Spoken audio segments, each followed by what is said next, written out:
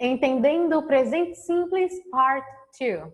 Hi guys, I'm Teacher Harissa, sou professora de inglês há 7 anos e nós vamos encerrar hoje a segunda aula falando sobre o presente simples. Então, na aula passada, a gente falou sobre o do e sobre quais são os sujeitos, quais são as pessoas que vão exercer esse presente simples. Quais são os verbos, qual é a parte gramatical que a gente trabalha o presente simples, né? Eu trabalho, ela estuda, são afirmações globais, são sentimentos, desejos, coisas cotidianas do dia a dia.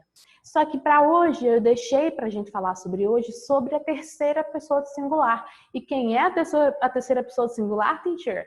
Let's go, let's take a look. Ficou separada a terceira pessoa do singular porque são algumas regras que são diferentes dos outros pronomes sujeito, ok? Das outras pessoas na nossa tabela. Então, ficou separado para hoje he, she and it. E eu separei também para vocês alguns verbos diferentes do que a gente estudou na aula passada. Então, vamos dar uma olhadinha nesses verbos? Então, nós temos eat, comer, drink, beber, play. E aí, play pode ser brincar, tocar, jogar, depende do contexto que você estiver colocando esse verbo dentro, tá? Novamente, eu sempre gosto de reforçar isso para vocês. Guys, inglês não é tradução, inglês ele é a compreensão. Então, quando vocês forem começar a estudar profundamente inglês e usem essa aula como um bom impulsionamento no seu estudo, não traduzam tudo que vocês vão fazer.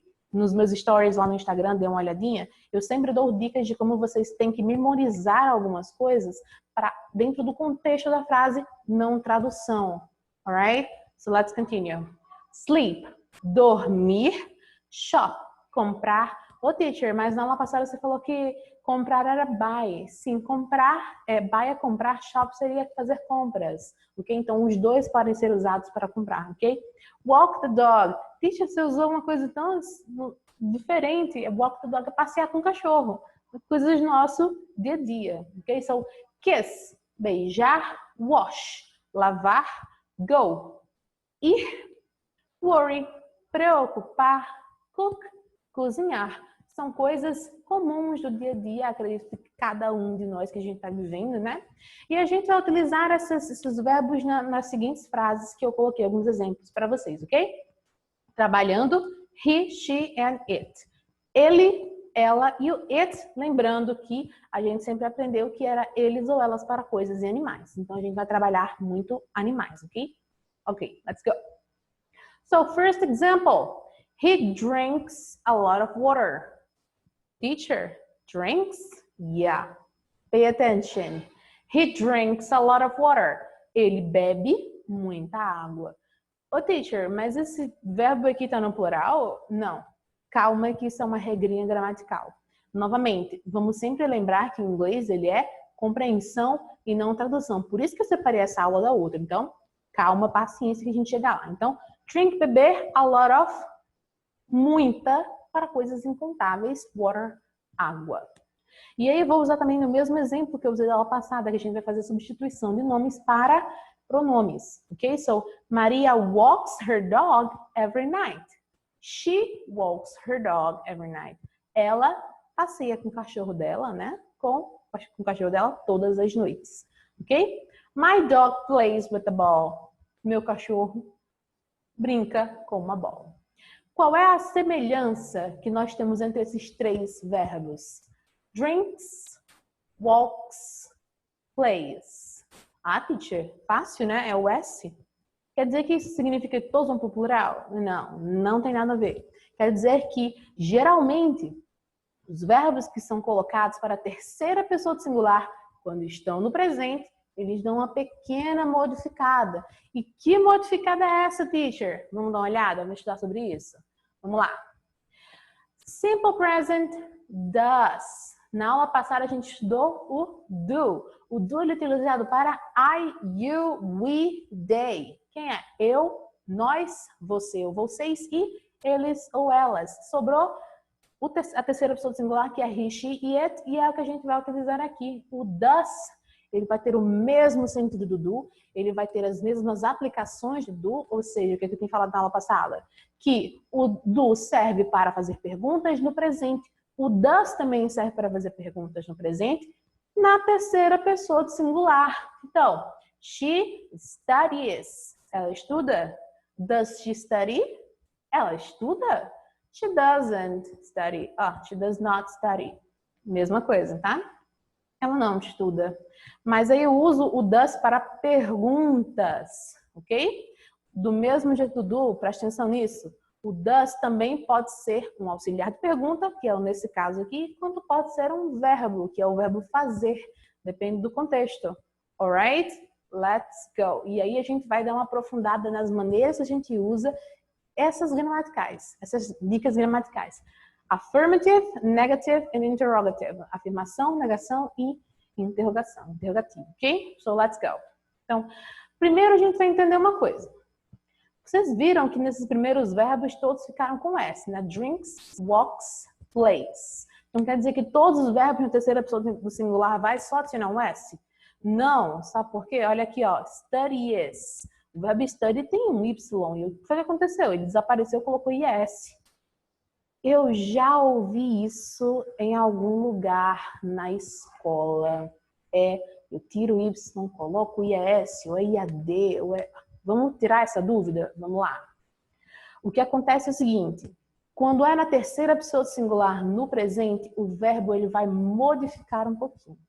A maioria desses verbos, que é esse caso aqui, ó, most of the verbs, ela só adiciona um S. Works, likes, drinks, eats, sleeps.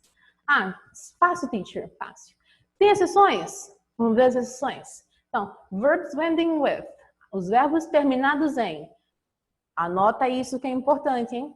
O, Z, SS, CH, SH, X. Então, os verbos terminados nessas terminações, nessas letras, O, Z, SS, CH, SH e X, eu não vou colocar só um S.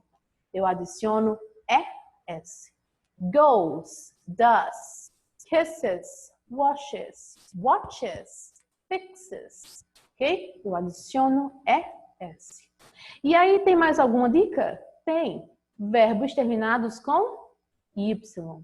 E aí eu abro duas exceções no Y. Porque se eu tenho uma palavra que termina com Y, se a letra que antecede o Y for uma consoante, como aquele verbo study, eu tiro a consoante e adiciono IES. Como worry, worries. Por exemplo, don't worry, não se preocupa, ok? She worries, ela se preocupa, ok? Se a letra que antecede o Y, ela for uma vogal, eu não modifico, eu só adiciono um S. Play, plays, ok? E aí a gente entra na pergunta, resposta, curta e longa. Does Amanda wash her hair?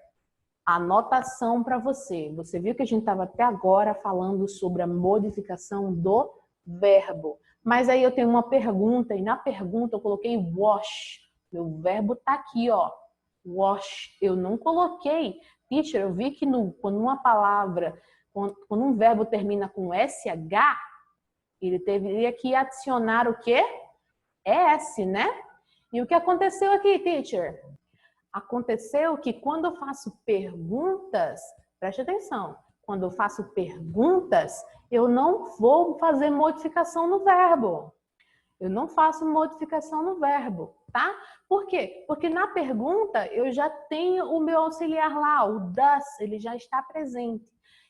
Na afirmação, eu faço a modificação do verbo. Vai estar lá o verbo modificado com S, IS ou AIS, né? Com S, ES ou IS.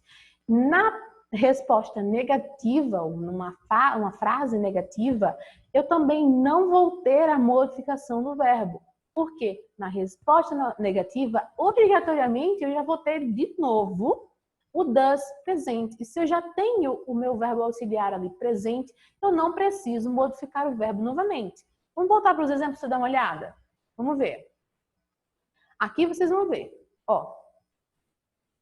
Na pergunta, eu tenho o does aqui presente, e se eu tenho o does presente, eu não preciso modificar o verbo. Então, yes, she does, resposta curta. No, she doesn't, resposta curta. Mas se eu quiser uma resposta longa, teacher, yes, she, ou Amanda, washes her hair. Se eu tenho uma resposta afirmativa, eu pego o meu verbo e eu adiciono o sufixo, ok? Por quê? Porque esse verbo modificado vai ser o substituto de quem?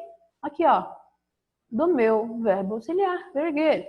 No, Amanda doesn't wash her hair. Se eu já tenho o verbo auxiliar presente, eu não preciso modificar o verbo. That's very good, teacher. All right. So, do you have any questions? Você tem alguma dúvida? Tá precisando de ajuda? Vem aqui nos comentários, tira suas dúvidas. Eu tô muito feliz, vou ficar muito feliz de responder você. Qualquer coisa a mais, você pode procurar meu @ no Instagram, no Facebook. Eu também vou responder lá. De vez em quando eu também solto muitas dicas nos stories do Instagram, no feed também, então dá uma olhadinha. Se você gostou do vídeo, dá um like, compartilha com seus amigos, se inscreve no canal, ativa o sininho, porque eu sempre estou mandando novos conteúdos para vocês, datas comemorativas, sobre o Teacher's Journal também, falando sobre o dia a dia do professor. Então não perca, vem participar, vamos aprender a falar inglês juntos e sempre pra frente, ok? Bye bye, guys!